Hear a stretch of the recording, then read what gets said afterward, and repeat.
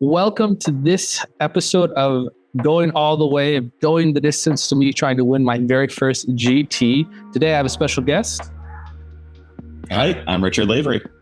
And today I'm going to be interviewing him about all the stuff he does for tournament prep, and that's to make sure I can be the best player that I can be, because I think he's probably one of the best teachers out there. The Cryptid Block podcast is, I think, one of my favorites, because every time I watch it or listen to it, I'm always learning something. So I'm super grateful for them to putting that out. And it's just a fun podcast to listen to. If you're not listening to it, you should. Awesome. Well, Appreciate the kind words. Yeah, of course. My first question for you is, when building a list for a tournament, what does your prep look like? And that's like, how many games do you play? Do you practice just like a set of units and then put them together? Or what do you do when you prep specifically for a tournament, not just like a fun casual list? Yeah, I think it depends on what level of tournament I'm going for, right? Mm-hmm. So if it's just a local event, I'll probably practice maybe 5 games with a list. But if it's a more, kind of intense GT or something of that nature, I usually shoot for about 15 to 20 games. Like, for instance, right now, I'm preparing to go to Chopper Base Open and then Crucible almost immediately after that. I've got about 25 games recorded with my list currently. And there's still about a week and a half. So I'm going to hopefully get that number close to 30. We'll see.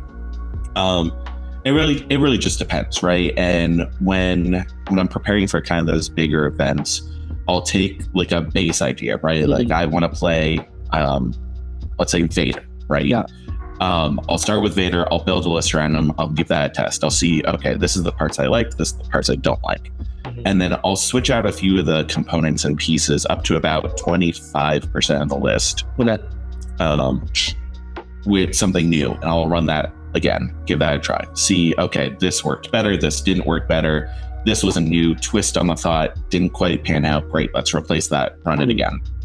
And basically over time, you're slowly making tweaks here and there until you can find what is working, what isn't working from a unit perspective.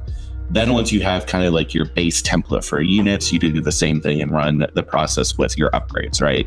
Yeah. So just giving my current list an example, the first probably 12 games was trying to figure out what the core identity of the list was going to be. The next probably 4 games were finalizing what the roster looked like. And then every game since then has been tweaking 1 or 2 objectives here, or objectives, upgrades, to find what combination worked best for what I'm playing. Yeah. So do you like play through all the objectives and secondary combinations, or do you just pick like, I know these 3 I'll be really good at, so I'm going to try the other 6 or whatever it is? So definitely not every combination, because that is so many games of Legion at this point. I mean, we have a lot of objectives in the game. I will try to get as many of the primaries tried as possible. I don't try as many of the secondaries. There's a pretty significant void between which secondaries are taken and which ones are not. We were actually talking about this the other day. We pulled the data from Longshanes. Yeah. And like on secondaries, since the new objective pack came out, right? Mm-hmm. We've got Sweep and Clear at 2,200 games. We've got Recon Mission at 1,300, Surface Scan and Mark Targets at about 1,200 apiece, Bring Them to Heal and Failed Negotiations at about 1,000, and then you plummet, right? Supply Run, Destroy Enemy Base in the 600s, Retrieve the Data in the 500s, Align the Relays sub 500. So I'm not too worried about those secondaries, if you know what I mean. Do you think it's worth it then to like maybe build your list around those uncommon secondaries and primaries? Oh, 100%. For instance, the Rebel kind of like 16 activation spam list right now has tons of actions that they can do, right? So they really like the action-based secondaries. Align the Relay, Retrieve the Data, Supply Run. Whereas, if you're playing like a 10-act Gar list or a 10-act Mandalorian list, or even like the Pirate Tank list that can't really interact with some of the trooper-only objectives, you don't really want to see or interact with those objectives at all. And so there's definitely a level you need to be aware of them, but I don't think it's always necessary to run the full gamut of every combination.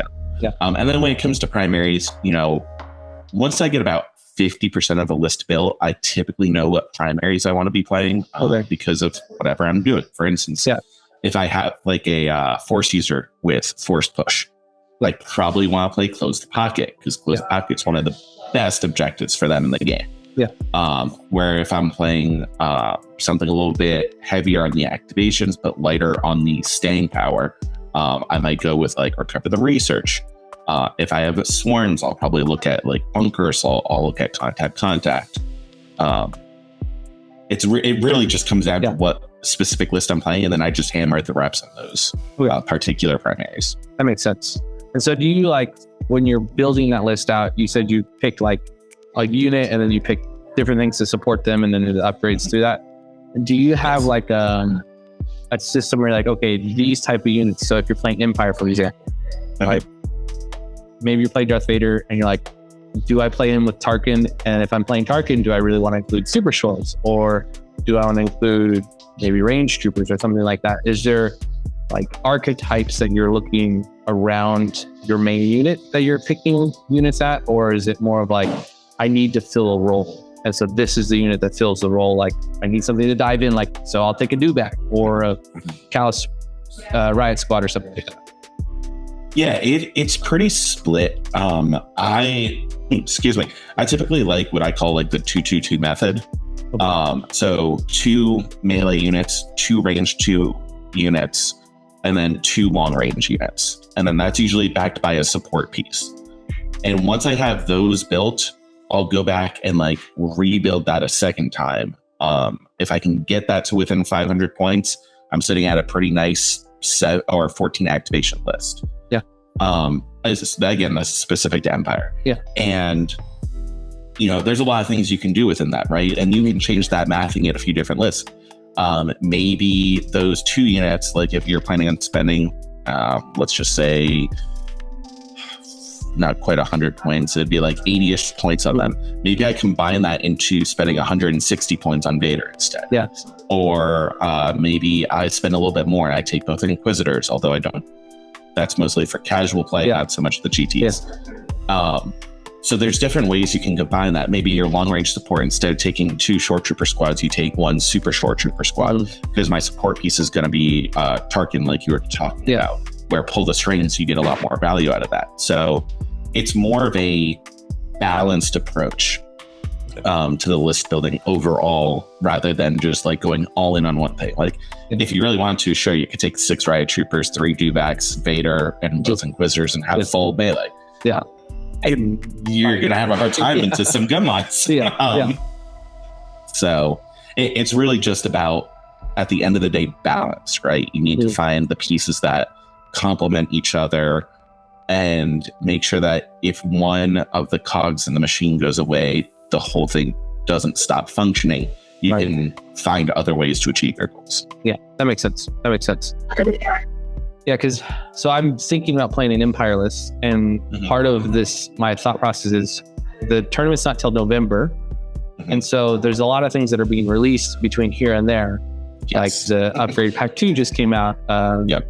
We just got the Jedis on the Barks are now in October, and it's like, that's gonna whole change up GAR and like with the high counts and all these things. So absolutely, when you have this long term looking towards a tournament, like how much are you thinking about what's coming out, and is it worth like maybe waiting and including those things in my list? Like, I don't know when the Mud Troopers are coming out, but that might be something that's like, oh, when these come out, if they come out a month or so before, is it worth trying it out and switching up my list a little bit and including those things? For the most part, if I'm preparing for a GT, it's not a consideration. I need the reps in. If it's something like a Thrawn or a Tarkin, where you can like kind of easily slide them in for whatever support commander you're currently running, or support piece that you're running, that's okay. For something like Mud Troopers, where that's like a spammable option that you can take, it's gonna change the dynamic of a list in an army too much, where I probably wouldn't consider that as much as something like a new commander option, where you've really got just one unit you need to consider about how they interact and flow within your army. We're in a point right now where Legion releases are really starting to ramp up again, which I love. Yeah. It's awesome. So nice. Yeah. I think this whole consideration you're talking about here is going to get a lot harder as time goes on, if I'm being honest. Yeah. And I just, at a certain point, you kind of have to just say, things are going to be out there. I'm not going to have seen a few things that are there. I'm not going to have played and gotten my reps in, Yeah.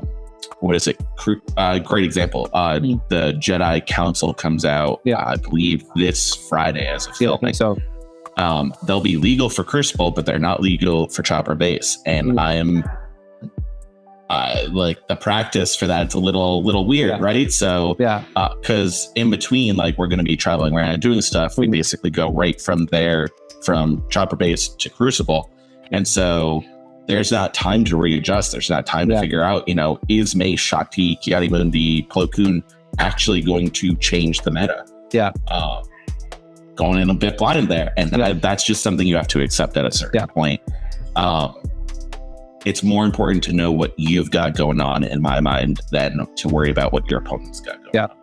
Yeah. I think that makes sense, because I was listening to Colton talk about his prep a little bit, and he was talking about, he does a similar thing to you, 30 games, something like that on his list, and he really focuses on his list. And then there's like people like Ollie Dyer, who's playing 100 games on a list before he even takes it to a tournament, which is just wild to me that he's talking that many games. But well, and I think there's a little bit of nuance that we need to throw in there too, right? So when I think Colton and I are talking about games, we're talking about like full games, right? Yeah. We're playing to either 12 VP scored, or we're playing the full 5 rounds, right? Yeah. One of the things Ollie talks about that I think is important is they play maybe the first round and a half, 2 rounds at most, then re-rack and reset, and that counts as 1 rep. Okay. So when you think about it that way, his 100 games is about like every 2.5 to 3 of his games is about one of the games that Colton and I are playing. So that makes sense.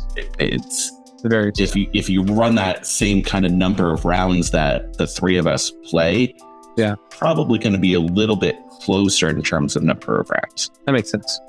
So if you have the time to play full games, go for your full games. But if you maybe have a session with your buddy where you're like, okay, this Saturday, let's just play till round 2, 4 or 5 times, worth it. Now, and like, I'm not trying to discredit what Ollie's doing there at all. I want to be very clear on that, because the first 2 rounds of Legion are some of the most critical rounds in the entire game. Yeah. However, that kind of like finishing action of late round 4 through round 5, in my opinion, is just important.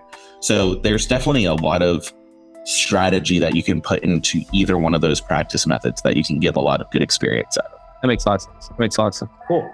Yeah. So like, I'm an Empire player right now. I own a lot of Rebels. I love Gar, where that's heading right now. Like, I think people are sleeping on Gar, and I'm starting to get into it, but I've been an Empire player since day one, and I really love Dark Troopers, and I really love the full squad of Dark Troopers. I ran some at a pretty cool GT recently, and it was a lot of fun. Do you think there is a place for that full squad of Dark Troopers right now, a tournament play, or is it more of a casual play thing? Oh boy. So when we're talking full squad, we're talking like the frag launcher, assault cannon, extra dude, program loyalty. Yeah, or maybe drop the extra dude or change the frag launcher to the sword. But like, sure, just either way, man squad or something. Yeah, we're rocking like the 180 to 217 Dark Trooper. Yeah, I don't know, man. I'm hesitant on that one. Yeah. I played a bunch of Dark Troopers when I was playing Remnant about this time last year. Ooh. They did what they needed to do always. However, they never did a lot, if that makes sense. The biggest thing they did for me was they airdrop into opponent's territory and score me 2 points on sweep and clear. Ooh. Pretty good. 2 VPs is a lot of VPs in a 12 VP game. Right. But at the end of the day, like, I was always cringing at, what is it with the assault cannon? It was even more expensive when I was playing it, because they got cheaper since then. It's 144. Yeah, for 4 bodies. And that already is a price tag. Like, you're talking, that's close to Vader price tag. Yeah. Or at least operative Vader price tag. And I like Dark Troopers. I am not sure Dark Troopers, at least the full squad, is going to do as well into the current game. Now, they're very durable, but... Well, also, now we just got the overcharged blaster packs, and it's like, now everything's going to have impact to them. It's just... Well, it's anti-vehicle, so they're not vehicles. It's anti-vehicle, so they're not worried about the tank hunting munitions. You're right. You can get upgraded dice against them. Overwhelm doesn't matter because they're encouraged. No. But it's interesting to me because, like, I think they're really good at supply run. I think they're really good at align the relay or even retrieve the data. Like, because they have the extra activations that they can do, I think just because of the way the meta is set up right now, with there being so much armor out there that everyone's teching in the armor. And so it feels really bad to me to throw out 200 points and like, oh, great, you have impact 12 and my armor 3 is doing nothing. So like, it feels bad right now to play them, honestly. It's rough, and there's not really a great way to give them surge tokens anymore. Dodge tokens only get you so far. Tag can do it, but I feel like I have not seen Tag anywhere. I've tried him in 4 or 5 different games now, and he doesn't feel good.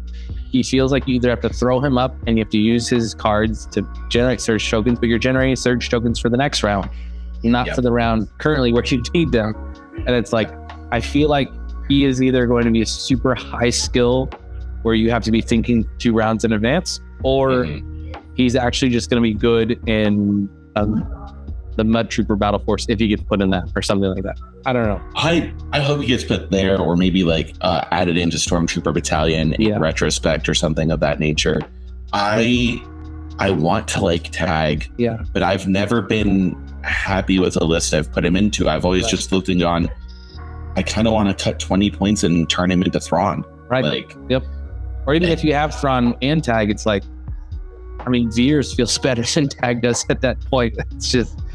Well, I don't know about that. Veers, I think, needs a little bit more love. He does need some love. But if electro binoculars weren't 8 points, right? Yeah. Like if they were 5 points, I could see Veers getting a place where, he's aiming out 3 aims again. But at the 2 aims is fine. But Thrawn with stuck in, just moves, gets an aim for tactical, strategize, hands out 2 aims, 2 dodges, is standing next to a POI he was going to be standing next to anyway, generates a dodge. Like, okay. Yeah. So I can do that. Or for 20 points less, I can generate 2 aims. Right. And then you can throw Vigilant and go for broke on him. And now you get to keep 2 through the round. And it's like, great. Now my Thrawn just generated 9 possible tokens. It's like, this is wonderful.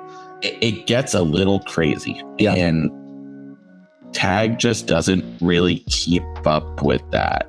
Yeah. And like you said, Thrawn, you get those tokens now. Right. Tag, you get those tokens later. And one of those is a lot better than the other. For sure. Yeah. Well, so on Empire, have you found like there's certain objectives you just don't want to play as an Empire player in general, or secondaries where you're like, if I ever see this, I'm instant flipping out of it? Yeah, 100%. For me personally, outflank is always going to be the number one answer. I personally despise that objective. I love the design space of the objective. Right. I hate playing that objective. I totally understand. I genuinely don't think I've won a game on outflank. Wow. Okay. Which is saying something. Yeah. That objective does not vibe with my brain. Mm-hmm. The other thing is Empire likes to be close because of their support and sharing and all of that, whether it's like compelling units, because that's pretty necessary, your courage bubbles, all of that. And so kind of in that same vein, outflank does not do well for that because it forces you to split into kind of like 3 different fights. Breakthrough doesn't really do well with that because you're split 50-50 on the fights, and that's the same issue. And then I found close the pocket tends to be an issue for Empire as well. Yeah. And that's mainly due to force users in general. Yeah. I don't like close the pocket as long as force pushes in the game. Okay. And with force push still being in the game, despite 40 points, like people still take force push frequently. Yeah. And so I tend to avoid those 3 objectives. with Empire especially, but pretty much any list I'm playing. Makes sense. Yeah. What about secondaries? Secondaries is a little bit more of a question. So retrieve the data I really don't like on the secondaries. Empire, you can get a little spammy with your activation count. You can get 14, 15 pretty easily. So they don't hate a lot of the action-based ones, but retrieve the data requires you to put 2 actions on something and then secure it. And it usually ends up being like a 2-2 game because no one's willing to do the actions on the middle unless you're already winning, in which case you're already winning. Yeah. So that just ends up being a very just like nothing going on type secondary for me, which I don't love. In the same manner, Recon Mission is very similar. Recon Mission is very safe one if you're trying to score all your points on primary. But I guess personally favor objectives that allow me to score up and quick. So you're bringing them to heals, your sweeping clears, your mark targets where you can kind of rack up multiple VPs around. I'm not as big a fan of just you scored 1, I scored 1, and so now nothing's happened on the scoreboard. Right. Yeah, that makes sense. The last one, just right enemy base, and that's just a personal preference. Yeah.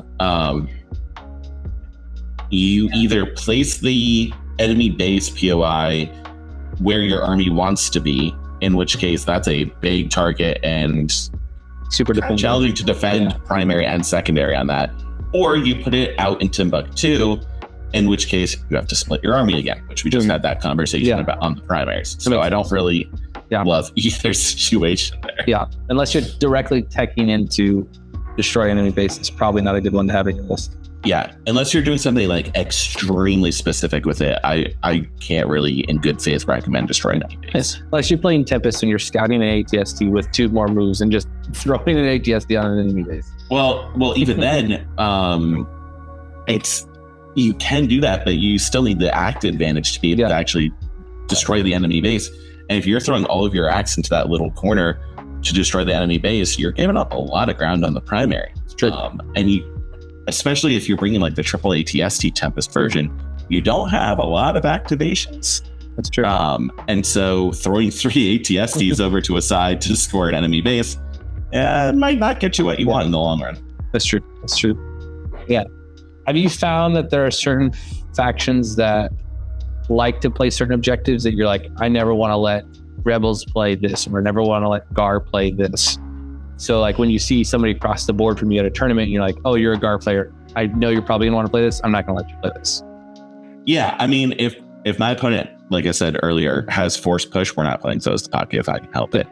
That's near enough a death sentence trying to play that against them, just because it messes with the map so much. Any act spam rebel list, I don't want to play secondaries that require card actions.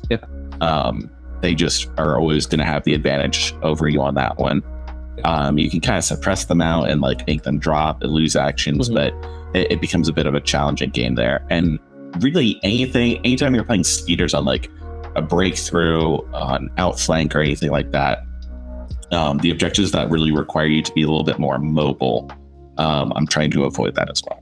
Okay, because that kind of flows into like when you're looking at someone across the table from you at a tournament and you're looking at their list, how do you quickly identify what their list does well and doesn't do well? Because I've tried figuring that out and I have some general ideas, but I haven't heard anybody really talk about like, oh, when you see a list across from you, here's quick ways to identify what it does well and what it doesn't.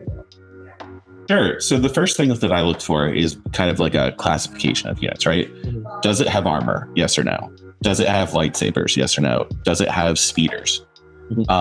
Once I have that information kind of distilled, that if the answer is yes to any of those questions, it's gonna point you, okay, if they have lightsabers, they want to be fighting over a point that their force user can control, regardless of if they have force push or not.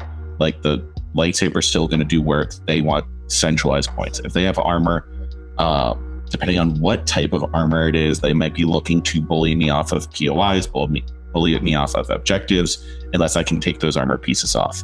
If there's speeders, I got to make sure that I am aware and keeping in mind the calculations of where can they get to for POIs at the end of the round, right? You don't want your opponent put an order on a speeder you forgot about on the left flank, and now it just moved speed 3 times to be on your back POI, where you only have one unit.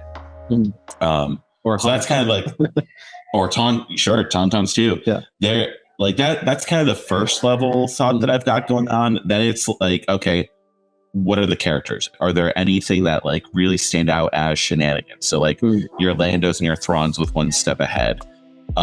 Your Hauntauns with their 1 pip and 0 pip that give them double orders or 0 activations. Change of plans needs to be consideration. Your Yodas where like, okay, Luminous Beings coming into whatever his 2 pip is that I'm blanking on the name of it. Yoda's 1 pip. There's no try. Yeah. There is no try. Thank you. And then size matters not. Like that's pretty much the tried and true Yoda play. So it's all of just quick, like, okay, identifying what the threat is in the list. Every list is going to have some chaff in it, right? Like the Stormtroopers with a T-21, like, can they put in work? Yes, absolutely. It's 8 dice critical too. Yeah. But I'm not going to be thinking, oh, my opponent has built an entire list around this Stormtrooper critical gun, unless it's Stormtrooper Battalion, but that's a different conversation. Yeah. Whereas, like, if Yoda, Vader, Dooku is on the table, like, that's their game plan. They spent 200 points on that character. That character is going to be doing something. What is that character going to be doing? That's good. And usually after the first flip of objectives and their reaction to what the first primary and secondary are, you can kind of get a feel of how aggressive they want to be with those characters. That makes sense. Yeah. Because I'm thinking about like, okay, I see these characters across the board and flipping objectives. Like I see a Dooku, I see a Vader, I see a Yoda. I'm like, okay, I don't want to play like contact or close the pocket or maybe even Call Team because that could be interesting. I would argue you would want to play contact. Okay. Because there's 5 POIs on the table. That's true. A Vader, Dooku, Yoda cannot be at all 5 POIs. Sure, maybe they dominate the center one, but you just change your army and you dominate the flanks in your back one. That's still 3-2 scoring. Yeah, that's true. I think there's option. The more POIs there are on the board, the less happy Force users tend to be, in my opinion. Okay, that makes sense. Yeah, because it's the opposite though for Pirates. Because the more POIs on the board for Pirates, the happier they are. Which is annoying. They want to be everywhere. Yeah. I will admit, I've had a lot of practice against the 4 tank version at this point. Because one of our locals, Travis, played it quite successfully at like Sapcast Open and a few events afterwards. I gotta be honest, those Wolo tanks kind of, if you have just a splash of impact in your list, they crumble pretty quickly. So I'm, I guess, less scared of the Pirates than your average individual, just because positive experiences. Now, maybe I go up against a tried and true 200 game under their belt Pirate player, and my tune might change real quick. Yeah, that's true. Because it leads into my next question, which is like, how important do you think is to tech against a list that you know is going to show up? Like, I know Hauntaun's going to be at the Oklahoma Open. I know there's going to be Pirates there. I know there's going to be Mandos there because there was just 11 Mandos listed at the Texas, the Lone Star Open. Like, I know these things are going to be there. And so is it important to tech into them saying, okay, how do I beat Hauntaun? How do I beat Willie Greg? How do I beat these things? Or is it just like, I'm going to play my list that I think is fun and I have so much practice on it that I'm not even worried about it? Yeah. So I think it's more important to know what you're playing really well and how to make changes to your individual style to give yourself favorable advantages into different matchups than it is to necessarily try and tech against something specific. Especially these larger tournaments, you can't really guarantee what you're going to play against, right? You go to these GTs and there's 64 players. Like, the odds that you play any individual player is kind of small. So you might tech against something that you just never see. Like, you might bring all of the impact in the world and never play against a single piece of armor. Now, are the odds of that high? No, you'll probably run into 1 or 2 lists. But if you're planning to go in and play armor 4 out of your 6 games and you don't, that's a bit of a hole in your plan. Yeah. I think it's much better to make sure that you prepare and practice against a wide range of possibilities so that you've seen everything that you might encounter and you have an idea of like, this is my game plan. My game plan makes up like 70% of what I want to be doing. Yeah. And then that last 30% is your variability that you have of like, okay, if I play into 1 or 2 force users, I'm going to do this different. And then if I play into armor, I'm going to do this different. And if I play into 16 act rebel spam, I'll do this different. So you're not teching against any one of those 3 things specifically, but you know what you're going to do if you encounter it. Yeah. Because so for my list right now that I'm thinking about, I've included Callus the unit because I'm like, if I play his 2-pip round 1, which is the ISB investigations, I can shut off a Hantan 3-pip round 2. I can shut off a Vader Implacable. I can shut off a Yoda 2-pip. I can shut off like half a Kalani. You can do a lot of damage. I can do a lot of damage just by including that 70-point unit. And so for me, I'm like, maybe that's worth it to have him in there just to play that 2-pip round 1. And then I have the axe spam to back it up, and it doesn't really matter if somebody goes twice after me or once after me, like, because I know a lot of the Callus unit's just good. Like, I know everybody's hot on Callus the upgrade. Thank you. But like Callus the unit, bounty, free action observe 2, direct core trooper. Yeah. That's great. Those are all good things. Yeah. So. And so my list is basically Callus and Boba Fett. And part of the reason I'm bringing Boba Fett, which I know with the custom mandos, the custom mando might be a little bit better just for the points wise. So I'm trying it out. But I like the fact that if I take Boba Fett's 1-pip, I can shut down a Jedi twice because I'll have the whipcord with Boba Fett and the whipcord upgrade card, or his command card. So then I have the upgrade and the command card. So that's 2 rounds of throwing down 2 immobilized tokens and running away from them. And so that's my thought. And then also I get the double bounty, and I put fire control on Callus because Callus is going to be running up with Boba Fett, which then gives Boba Fett 2 red dice in his pool of 5 black. So it's an interesting little thought I've been playing around with, because I think one of the things with fire control that people are kind of sleeping on is like the Rex fire control and the Super Squad. Like that's, to me, is broken. That you can spread Rex out. I'm saying it. 2 on each side, and it's like, that's crazy because you want that unit to move forward. Whereas if you have it on a Tarkin, it just makes Tarkin even a bigger threat. And it's just like, it's annoying. And then you have to put them in a place where you can be seen. So like I had it on a Thrawn one game the first time I tried it out, and I had Thrawn out there and he was in heavy cover, but he got sniped to death because I just didn't think about all these snipers coming at him. And round 1, he was gone. I was like, well, there goes the entire point of that unit. Wondering how it could do on like a Commander Vader. That would be interesting too, because you want Commander Vader out there.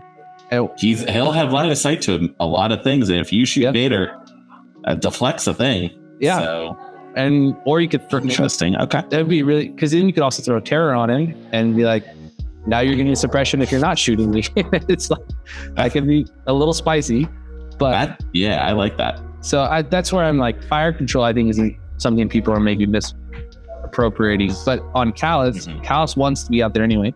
He wants to go forward, and if you shoot him, congratulations, he's already done his job by playing his 2-pip.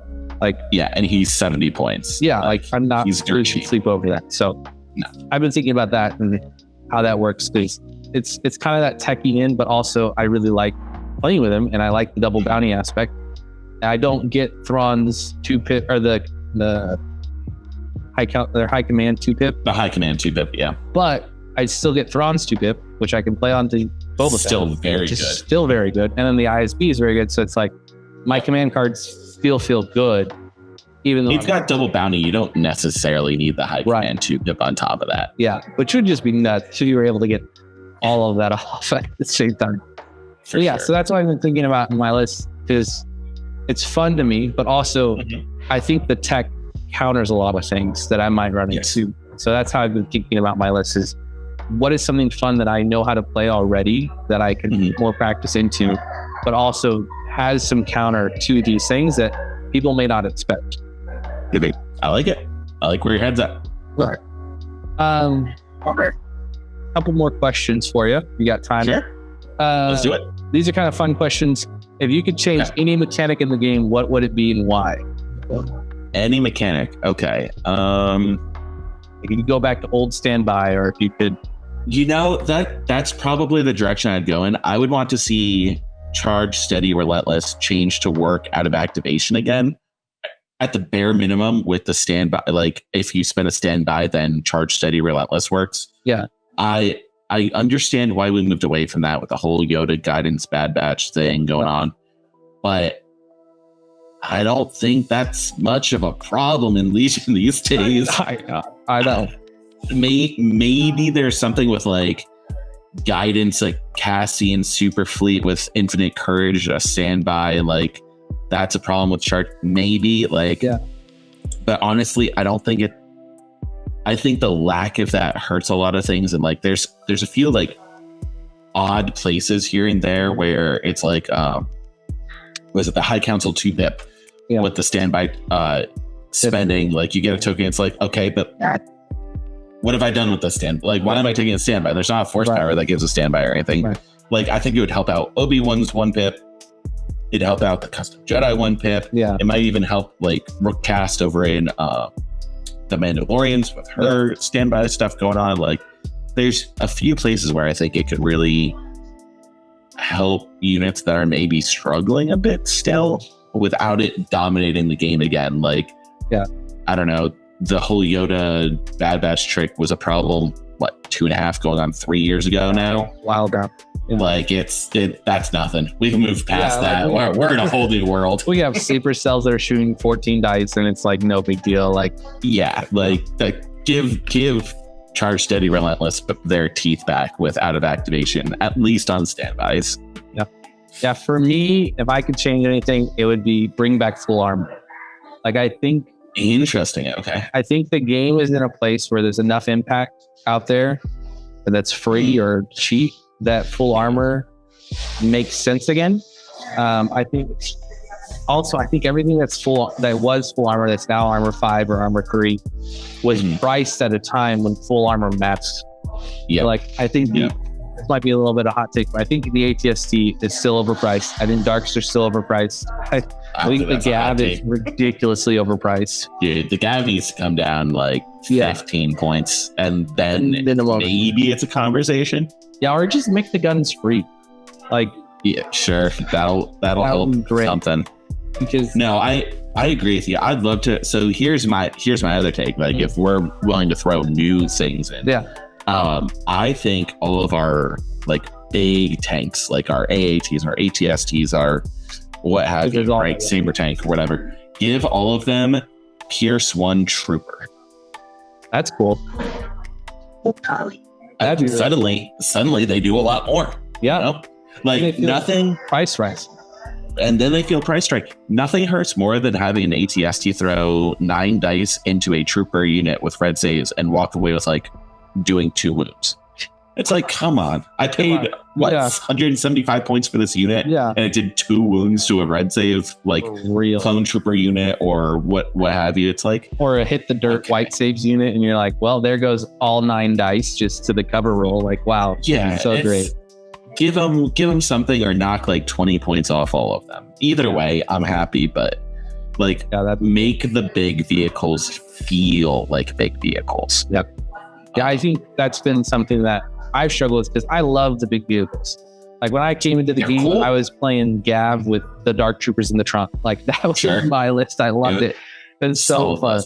It's so fun. But like playing an ATST, having that on the table and be like, this is scary to play into. Like, it should be a terrifying unit. Scary.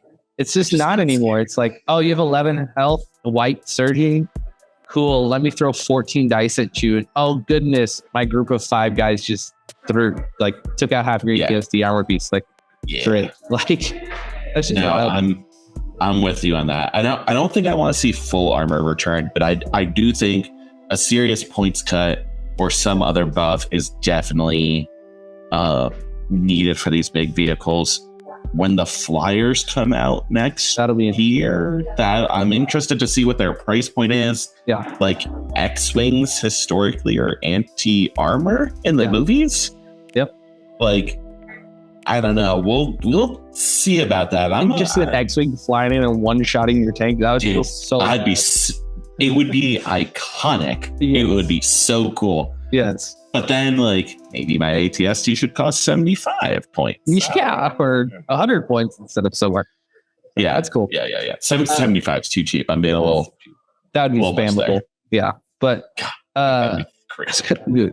Empire would be finally on the top again. 2 ATs for the cost of one currently is maybe a bit much. Yeah, that's a little much.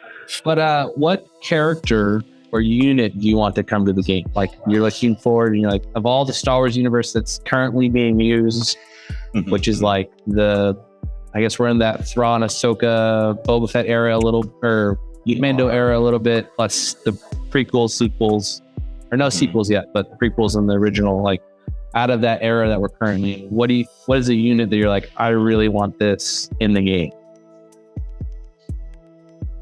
It's got to be I want more Inquisitors. That's what I want. So we've got the Maul TV show. We've got the Ahsoka series. We've got, I've been playing a bunch of like Jedi Fallen Order and Survivor lately. Yeah. I just want all of the Inquisitors. Give me Merrick. Give me Crow. Give me, was it Second Sister and Ninth Sister and like just all of that. Where's Grand Inquisitor? Yeah. Like, where's he? Yeah. Give me Grand Inquisitor. He appeared on the Inquisitorius training arc years ago at this point, and that typically was like the spoiler of what he's in the works and what's coming. We still haven't seen him, and I want to give that to me. I just want more dark side Force users in Empire, and I think that's the easiest way to get them is more Inquisitors. That makes sense. Yeah, that'd be really cool having more Inquisitors, because I mean, brother and sister are interesting, but I feel they're not very good. Like, maybe anger will help brother out a little bit, but they just strong in the Force. I also think helps them out a little bit. You put that on brother, you play their 2-pip. He takes an aim, she gets a dodge. Like, there's something to be worked there. I've had some pretty decent success locally for fun with like running them with Thrawn. Thrawn strategizes brother, and sister gets the tokens as well, and like that's neat. Yeah, but it's only been neat. I'd like to kick that up a little bit. I have actually, it was on the only live game I have on my channel right now, but it was a 5th brother, 7th sister demoralized list with Tarkin and Vader as well. Yep. So they all had fear. They all had Inquisitus training, and so it was like a demoralized 15 list, which is now even better. And so I was looking at that again, and I was like, man, this could actually be a really interesting list competitively, because the whole trick is I'm running out with these Force users who are actually hitting a little bit better now. Because brother with hatred, you can give yourself the enrage, you get dice, like that's a lot better. But then you still have the demoralized from the Tarkin Divulge plus your Inquisitus train. That's demoralized 2 on those 2 units. Like that's pretty interesting. And it's still relatively cheap. Yeah. I don't know I'm hoping November they come down just a little bit more, and then they'll be viable. But I don't know. I've been saying that since they came out, and they've been out a while. Yeah, they've been out a long time. So we'll see. Yeah. Well, is there anything else that I didn't cover that you're like, this is good to know for tournament prep, or this is something interesting to look into? Because I know for me personally, one of the things I had to start thinking about is like judge calls, like what are common judge calls and things like that. Or if I'm uncomfortable with somebody's dice because they have markings on them, I definitely need to be like, hey, let's just use my dice, and things like that. But like, what are some things for tournaments that you're like, this is something everyone should know if they want to be a good tournament player? Yeah. I mean, repetitions are king.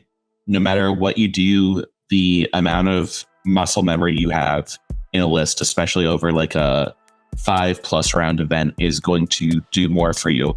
I've won games in like the 6th round of events because I was less fatigued than my opponent.